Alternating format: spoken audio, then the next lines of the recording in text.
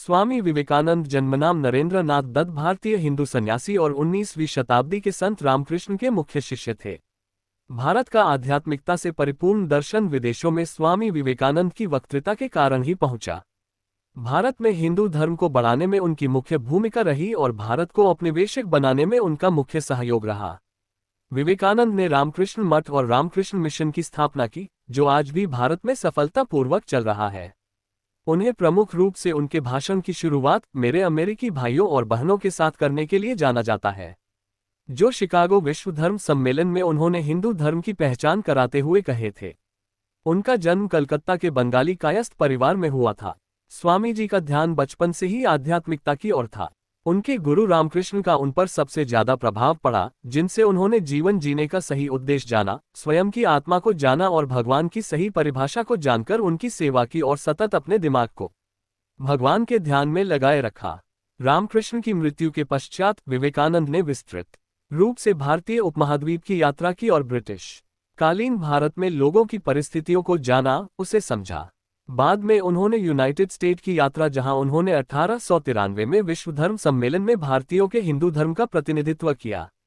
विवेकानंद ने Europe, England और United state में हिंदू शास्त्र की 100 से भी अधिक सामाजिक और वैयक्तिक क्लासेस ली और भाषण भी दिए।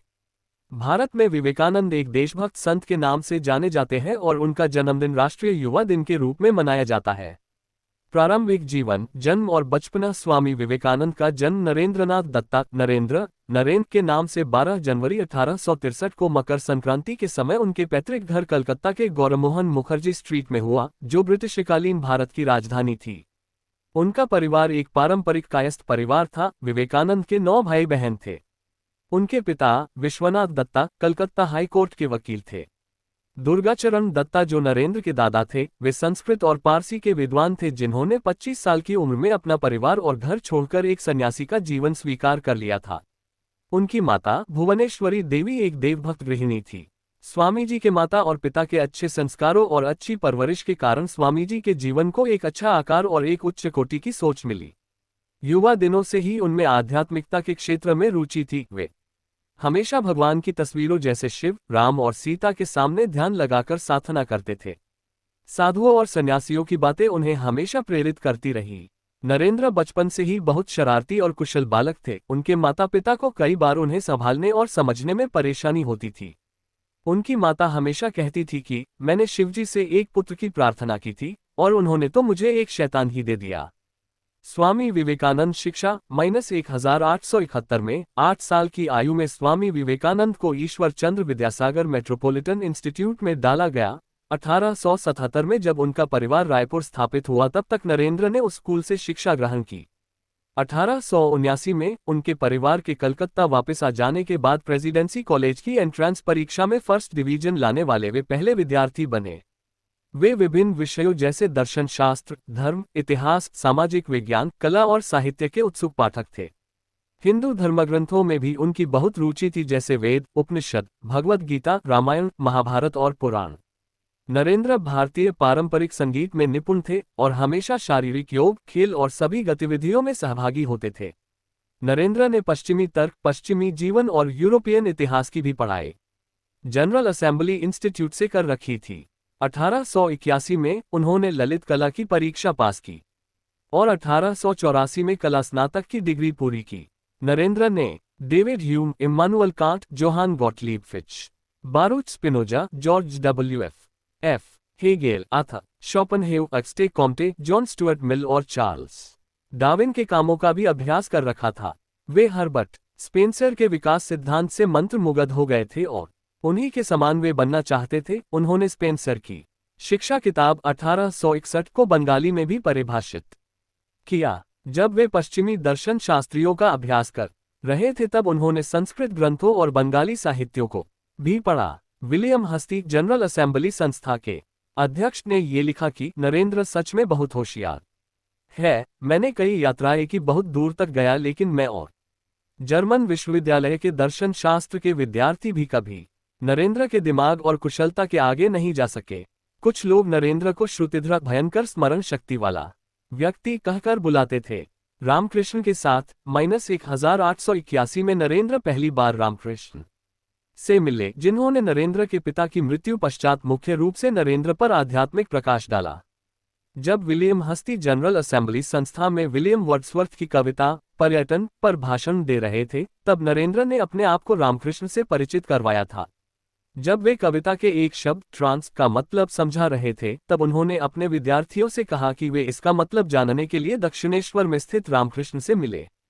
उनकी इस बात ने कई विद्यार्थियों को रामकृष्ण से मिलने प्रेरित किया, जिसमें नरेंद्र भी शामिल थे। वे व्यक्तिगत रूप से नवंबर 1881 में मिले, लेकिन नरेंद्र उसे अपनी रामकृष्ण के साथ पहली मुलाकात नहीं मानते और न ही कभी किसी ने उस मुलाकात को नरेंद्र और रामकृष्ण की पहली मुलाकात के रूप में देखा। उस समय नरेंद्र अपनी आने वाली एफए ललित कला परीक्षा की तैयारी कर रहे थे। जब रामकृष्ण को सुरेंद्र नाथ मित्र के घर अपना भाषण देने जाना था, तब उन्होंने नरेंद्र को अपने साथ ही रखा। परांजपे के अनुसार उस मुलाकात में रामकृष्ण ने युवा नरेंद्र को कुछ गाने के लिए कहा था और उनके गाने की कला से मोहित होकर उन्होंने नरेंद्र को अपने साथ दक्षिणेश्वर चलने कहा। 1881 के अंत और 1882 में प्रारंभ में नरेंद्र अपने दो मित्रों के साथ दक्षिणेश्वर गए और वे रामकृष्ण से मिले। उनकी यह मुलाकात उनके जीवन का सबसे बड़ा टर्निंग पॉइंट बना। उन्होंने जल्द ही रामकृष्ण को अपने गुरु के रूप में स्वीकार नहीं किया और न ही उनके विचारों के विरुद्ध कभी गए। वे तो बस उनके चरित्र से प्रभावित थे, इसीलिए जल्दी से दक्षिणेश्वर चले गए। उन्होंने जल्द ही रामकृष्ण के परम आनंद और स्वप्न को कल्पना शक्ति की मनगढ़ंत बातों और मतभ्रम के रूप में देखा। ब्रह्म समाज के सदस्य के रूप में वे मूर्ति पूजा, बहुदेववाद और रामकृष्ण की काली देवी के पूजा के विरुद्ध थे। उन्होंने अद्वैत वेदांत के पूर्णतया समान समझना को ईश्वर निंदा और पागलपंती समझते हुए अस्वीकार किया और उनका उपहास भी उड़ाया। नरेंद्र ने रामकृष्ण की परीक्षा भी ली, जिन्होंने रामकृष्ण उस विवाद को धैर्यपूर्वक सहते हुए कहा, सभी दृष्टिकोणों से सत्य जानने का प्रयास करें। नरेंद्र के पिता की 1884 में अचानक मृत्यु हो गई और परिवार दिवालिया बन गया था। साहूकार दिए हुए कर्जे को वापस करने की मांग कर रहे थे और उनके रिश्तेदारों ने भी उनके पूर्वजों के घर से उनके अधिकारों को हटा दिया था। नरेंद्र अपने परिवार के लिए कुछ अच्छा करना चाहते थे। वे अपने महाविद्यालय के सबसे गरीब विद्यार्थी बन चुके थे। असफलतापूर्वक वे कोई काम ढूंढने में लग गए और भगवान के अस्तित्व का प्रश्न उनके सामने निर्मित हुआ, जहां रामकृष्ण के पास उन्हें तसल्ली मिली और उन्होंने दक्षिणेश्वर जाना बढ़ा दिया। एक दिन नरेंद्र ने रामकृष्ण से उनके परिवार के आर्थिक भलाई के लिए काली माता से प्रार्थना करने कहा और रामकृष्ण की सलाह से वे 3 बार मंदिर गए, लेकिन वे हर बार उन्हें जिसकी जरूरत है वो मांगने में असफल हुए और उन्होंने खुद को सच्चाई के मार्ग पर ले जाने और लोगों की भलाई करने की प्रार्थना की। उस समय पहली बार नरेंद्र ने भगवान की अनुभूति की थी और उसी समय से नरेंद्र ने रामकृष्ण को अपना गुरु मान लिया था। 1885 में रामकृष्ण को गले का कैंसर हुआ और इस वजह से उन्हें कलकत्ता जाना पड़ा और बाद में कोसिपोरे गार्डन जाना पड़ा। नरेंद्र और उनके अन्य साथियों ने रामकृष्ण के अंतिम दिनों में उनकी सेवा की और साथ ही नरेंद्र की आध्यात्मिक शिक्षा भी शुरू थी। कोसिपोरे में नरेंद्र ने निर्विकल्प समाधि का अनुभव लिया। नरेंद्र और उनके अन्य शिष्यों ने रामकृष्ण से भगवा पोशाक लिया, तपस्वी के समान उनकी आज्ञा का पालन करते रहे। रामकृष्ण ने अपने अंतिम दिनों में उन्हें सिखाया कि मनुष्य की सेवा करना ही भगवान की सबसे बड़ी पूजा है। रामकृष्ण ने नरेंद्र को अपने मठवासियों का ध्यान रखने कहा और कहा कि वे नरेंद्र को एक गुरु की तरह देखना चाहते हैं और रामकृष्ण 16 अगस्त 1886 को कोसिपोरे में सुबह के समय भगवान को प्राप्त हुए। मृत्यु 4 जुलाई 1902 उनकी मृत्यु का दिन को विवेकानंद सुबह जल्दी उठे और बेलूर मठ के पूजा घर में पूजा करने गए और बाद में 3 घंटों तक योग भी किया।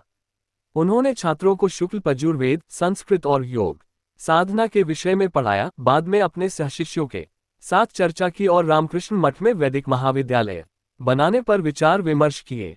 शाम के 7 बजे को विवेकानंद अपने रूम में गए और अपने शिष्य को शांति भंग करने के लिए मना किया और 9 PM को योगा करते समय उनकी मृत्यु हो गई। उनके शिष्यों के अनुसार उनकी मृत्यु का कारण उनके दिमाग में रक्तवाहिनी में दरार आने के कारण उन्हें महासमाधि प्राप्त होना है।